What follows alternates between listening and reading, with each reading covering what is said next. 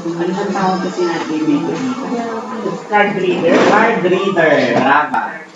May mga tagpi 10 euro na card reader na mga mumurahin na naman. 10 euro siya. Medyo may mas mahaba.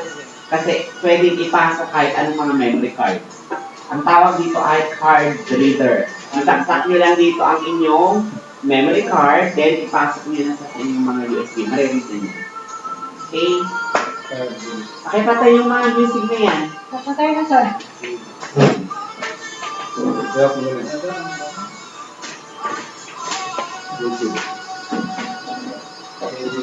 Ito ayaw mamatay. Wala, close na yan.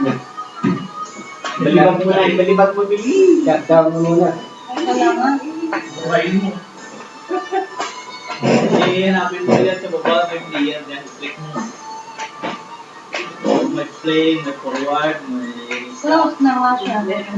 Close na. Ayaw pa eh. Nasaan ang iyong ano? Nakulo yun. Time, nakabit. Di siya mawala? Ayaw.